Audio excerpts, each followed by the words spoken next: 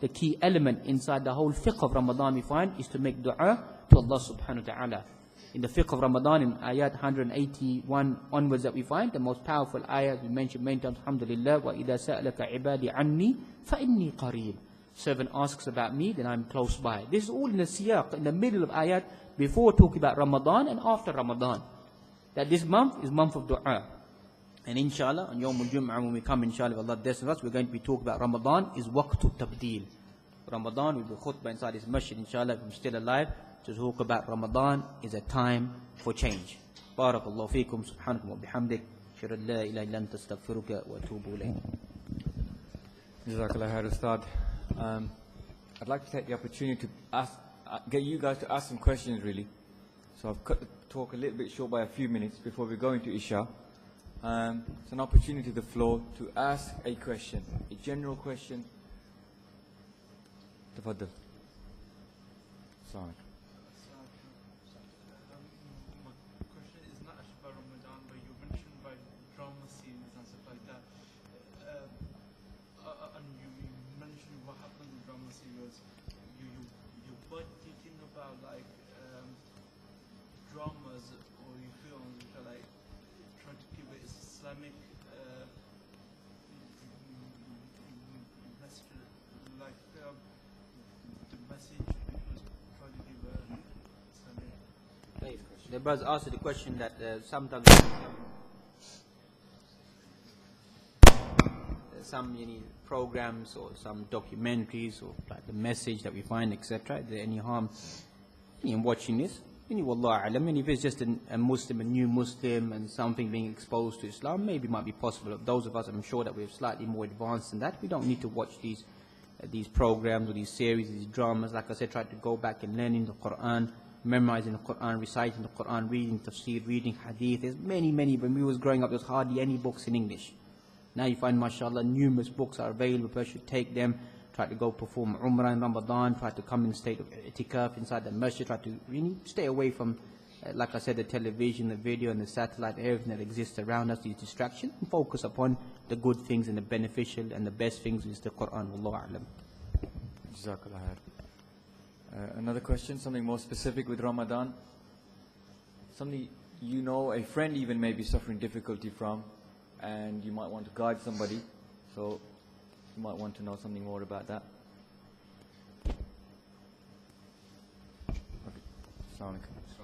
If you find a person in this blessed month of Ramadan indulged in drinking alcohol or committing adultery, Who's a Muslim or? Muslim, non-Muslim, are these people still in the fold of Islam? Today, Brother Sheikh asked the question that if a person in this month of Ramadan and he drinks alcohol or commits adultery, are they still in the fold of Islam? When we find that every action of kufr does not make a person a disbeliever. So that should be crystal clear. So we rebuke a person that they're doing an action of kufr or they're doing a haram action. That does not necessitate that now they are disbeliever. So as the average individual, ma nukafir ahad, we should not claim that a person is a disbeliever. So even the person may be doing evil in this month of Ramadan, we should pray for them and give them advice. I've met people and he would be in a state of drunkenness. It's month of Ramadan, they seen me, they felt ashamed of what they're doing, spoke with them, fear Allah subhanahu wa ta'ala. They say it's a weakness, brother. I've been drinking all my life, I'm addicted to it. They're weeping, they're crying. What more can I say to them? Can I now say to them, you're a disbeliever on top of that? So all we could do is advise these people to fear Allah subhanahu wa ta'ala. Maybe invite them to the masjid, invite them to a lecture, invite them to a khutbah, invite them somewhere and make dua. Make dua sincerely to Allah subhanahu wa ta'ala. May Allah forbid there are family members or close friends that we know that in this month of Ramadan to expand their heart, open up their heart and make them to recognize what they're doing is haram. And inshallah, you may be a cause by the permission of Allah subhanahu wa ta'ala for this person to stay away from that evil action and try to stay away from classifying people as disbelievers. Wallahu a'lam. Question?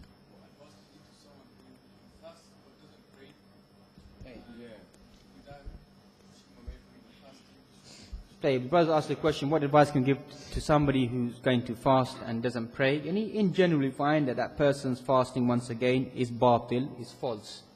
They're wasting their time. But obviously we don't want to give that message out because obviously we know we have many cultural Muslims, at least I'm fasting or at least I come Jum'ah today I came, or at least I wear a topi when I come masjid, or at least I wear a hijab, etc. These are the type of Muslims we have to deal with. It's not about at least this, or at least that. That's why sometimes some masjids I'm banned from, because obviously that's harsh approach. Some people don't want to hear that. But that is a reality. Time has come to stop being soft with our people. That is a reality. We've just been too soft too long. We just let everything go by. Oh, well, at least they're fasting. Well, alhamdulillah, it's a good sign, but they need to be told that fasting is a pillar that came after praying. So you need to develop your prayer. Just take it step by step if you want to, but in the month of Ramadan, as I mentioned, go back and think that if I'm not praying, that according to the scholars, your fasting is invalidated. We don't want to push that message, but go back and think about that deeply. Especially these long days, these people are going to fast. That shows some element of jihad, struggling in their life, isn't it? So why not struggle with your prayers as well? Most people are up at Fajr time, aren't they? Eating their food, most time at Maghrib as well. So now you probably come for Isha as well. You're only left with what? Dhuhr and Asr. And most of us are probably on school holidays or college holidays, whatever it may be, or taking time off work. So the opportunity is there. So advise them, look brother, you're coming for the rest of the prayers, try your best to exert your effort. Pray to Allah subhanahu wa ta'ala, you remain steadfast. And this is the first thing in the Mu'jam Tabrani, أَوَّلُ مَا يُحَاسَبُ عَلَى الْعَبْدِ الصَّلَاةِ. The first thing the servant will be asked about the Day of Judgment will be the prayer.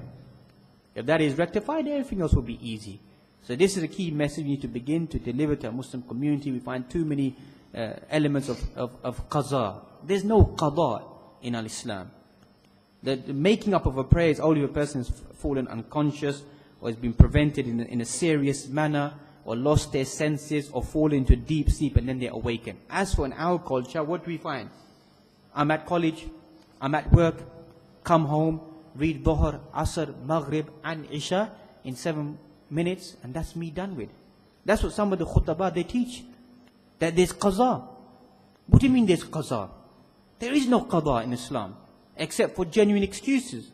But because we've come with that baggage of that cultural Islam, because we're living with non-Muslims, so Allah is Ghafoor Rahim.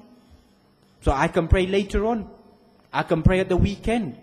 So some of us Muslims find it's going to secular dimension. It sounds very strange. Even amongst practicing Muslims, we become weekend warriors. We become weekend activists. But everything around us during the daytime is what? Is haram. But that's just my job. That's my profession. I have to intermingle with women, or I have to do this with women, or I have to do that, or I have to do that. I have to entertain that. Why? Why do you have to entertain that? We don't need this type of Islam. We need, as the Quran tells us, يَا أَيُّهَا الَّذِينَ آمَنُوا أُدْخُلُوا فِي السِّلْمِ كَافَةً. Try your best. فَاتَّقُوا اللَّهَ مَا اسْتَطَعْتُمْ. Obviously, we know this is an Islamic country, Islamic environment. We try our best to create that environment which is conducive to strengthen our iman, strengthen our faith, and likewise the prayer as well. Give the brother any sincere advice. Wallahu a'lam. Jazakallah. Just another question. Some of us brothers work in environments which are difficult environments. So a question related keeping your fast as pure as possible, where some of the brothers are taxi drivers or work evenings or late shifts and get involved with going out into a position, I think you know where I'm coming from, where you expose yourself to these situations. So how can these brothers, if there's any advice to these brothers, to work towards freeing themselves of that difficulty whilst fasting in Ramadan? Barakallahu feek. So we find here at the end of the day, every person is responsible for their own self. If a Muslim finds that doing a certain job or a task, it is detrimental to my faith, it exposes me to sins, if it leads me to fall into desires and temptations and its obstacles, then each one of us, inshallah, as a sensible individual, we can conclude what we need to do best in our life. Take steps to find some other form of work or to do something else and move away from that environment. That's a simple solution. We should all be hasibu anfusakum qabla an tuhasabu. Judge your own selves, bring yourself to accountability before you are brought forth to accountability. So any Muslim can look back and assess that this type of work, if it means I'm going out at night and I'm picking up these type of clientele, or they're involved in this type of work and they're doing this in my vehicle, or this may begin to take place, then a sensible individual will do what? That this is possibly not the best trade or the profession for me to do, to find other suitable hours and to do something else, and to create an avenue of moving away from that work and moving into better form of work, and Allah subhanahu wa ta'ala will give the person the blessing and tawfiq to do that, inshallah. Wallahu a'lam. Jazakallah khair, Ustad. Just before we lead into Isha, just a few notices that during the month of Ramadan, inshallah, a sister has put forward to carry out some halakas for the sisters related to tafsir of the Quran for the next 30 days. So I'd advise that you pass, the brothers here who's listening, pass on the message to their sisters, mothers, wives, and so on. And also the sisters who are listening, to inform their friends to take opportunity of this. It's been arranged, and it was arranged. There are some leaflets going around. The sister is named on here, and the sessions are taking place at 11:45 a.m. to Dhuhr namaz for 30 days. It's not easy to arrange something like this, and even for that sister to do this for 30 days. She inshallah has made intention to go through the tafsir of the Quran, each juz per day, for the next 30 days. So this is something that our mothers, our sisters, our wives should take great benefit of. So I would strongly encourage you pass this message on. Jazakumullah khair. Other notice that Ustad Abdul Kareem has made intention for the next 30 days after Asr to do 20-minute reminders. So we should take opportunity of that.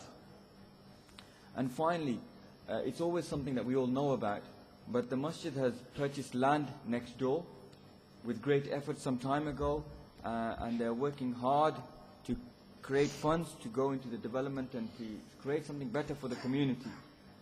A lot of Qarz-e Hasana was collected some time ago, in the order of about £200,000, and some of the people who offered the Qarz-e Hasana, the time is expiring, and some of them require their funds back, all within their right.